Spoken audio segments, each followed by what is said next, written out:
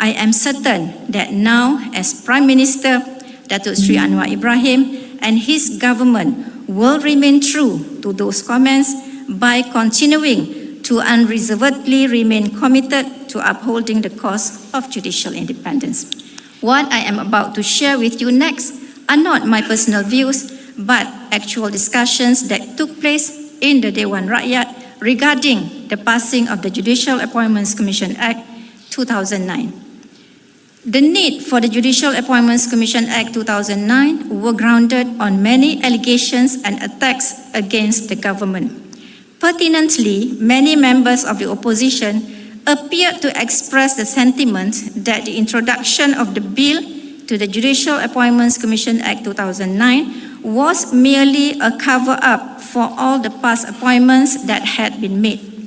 I invite each and every one of you to scrutinize the Hansard for 16 December 2008 and 17 December 2008. Most of all, I find relevant the views of the then recently appointed leader of the opposition and current Prime Minister of Malaysia, Datuk Sri Anwar bin Ibrahim, who expressed strong views on the VK Lingam incident. Datuk Sri Anwar Ibrahim concluded then that the Judicial Appointments Commission Act 2009, in his view, was not enough to restore the independence of the judiciary. He went on to observe that there is a perception that persons who had decided in favor of the government were promoted. Datuk Sri Anwar Ibrahim's observation then relates directly to the fundamental aspect of judicial independence, in that perception plays a big part in it. The public cannot be expected to have confidence in the judicial institution, no matter how hard its judges work, if the pervading public perception is that judges are appointed or elevated upon the favor of making decisions that by default support the government of certain business interests. When things like this happen, it is very similar to, if not worse than, the lessons in the children's parable of the boy who cried wolf. Cried wolf wantonly could backfire when no one believes you, when the wolf actually arrives to eat the sheep.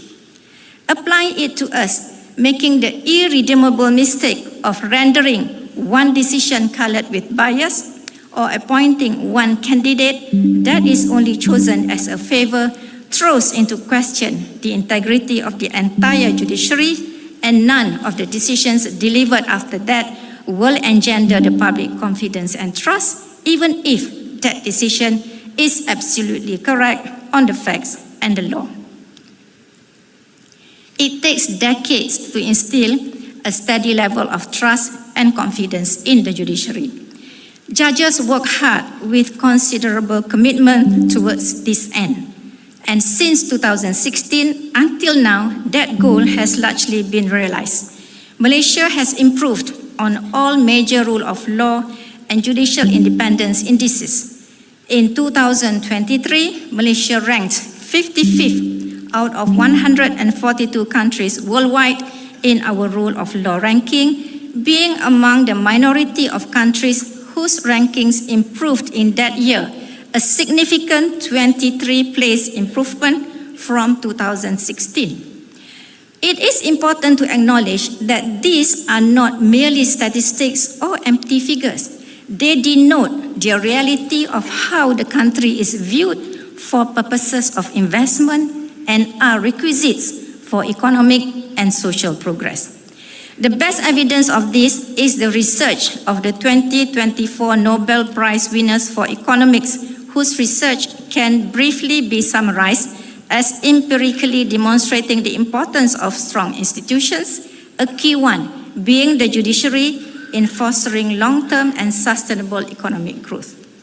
To maintain this reputation, it is imperative that judicial independence, which is central to the rule of law, be upheld and enhanced.